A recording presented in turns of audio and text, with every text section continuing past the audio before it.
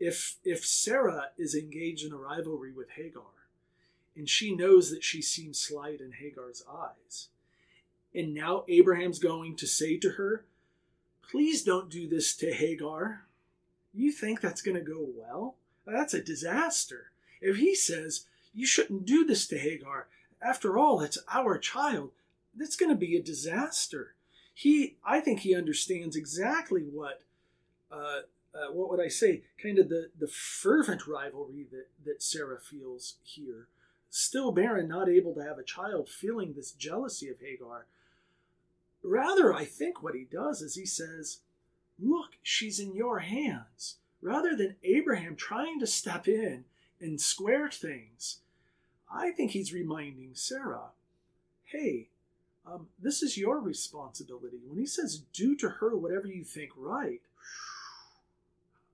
okay, then whatever Sarah does afterwards, and she sends her out of the house, she harasses her and sends her out, Sarah has to own that.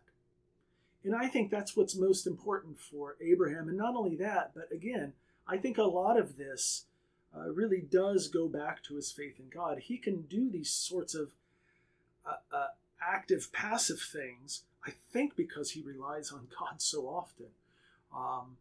And so he's allowing Sarah to in some way take ethical responsibility for whatever it is she's going to do. Okay, I don't want to get too sidetracked here because today I want us to move into chapter 15 in this what would I say?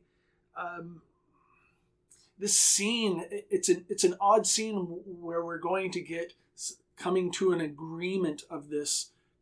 It's another kind of a covenantal scene. This is where God is going to put the deep slumber onto Abraham. And if you recall in chapter 15, verse 1, this is kind of the first time Abraham has really ever said anything to God. And he says to God, I don't have any offspring. So we know that that's first and foremost on his mind, is that I have no offspring. And he says, and God says to him, chapter 5, verse 4, this one will not be your heir, but he who issues from your loins will be your heir. And he took him outside and he said, look up to the heavens and count the stars if you can count them. And he said, so shall be your seed. And he trusted in the Lord, and he reckoned it to his merit. All right.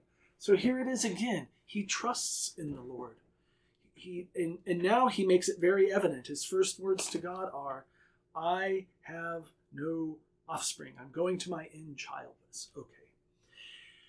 And so now here comes this moment. And the reason why I want to call this moment a sort of covenant between the two, an agreement, if we want to say, is because of the first line that God says to him, chapter 15, verse 7. And he said to him, I am the Lord who brought you out of Ur of the Chaldees to give you this land to inherit.